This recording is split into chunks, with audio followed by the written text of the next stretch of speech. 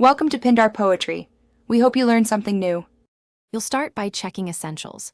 Confirm your Android and chosen whether app are updated so notifications work reliably. Open Settings, then Apps to find the Weather app. Make sure location and background data are allowed so forecasts stay current. Disable restrictive battery optimization for that app to prevent delayed alerts. Once done, open the Weather app and grant any additional permissions it requests. This setup prevents missed notifications and ensures accurate, timely weather data. Now configure alerts inside the Weather app. Go to its settings and tap Notifications. Enable categories like Severe Weather, Daily Forecast, and Custom Alerts so you receive relevant updates. Choose Alert Priority, Sound, Vibration, and Weather to show on lock screen. These settings control visibility and urgency.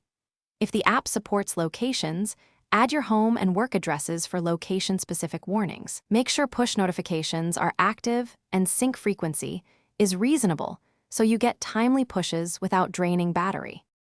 Finish by confirming Android's notification channels.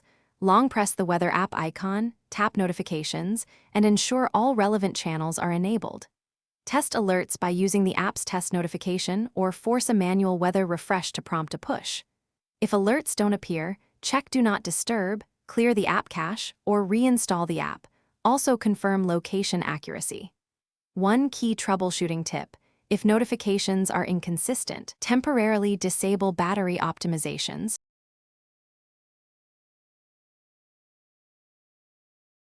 Thanks for watching.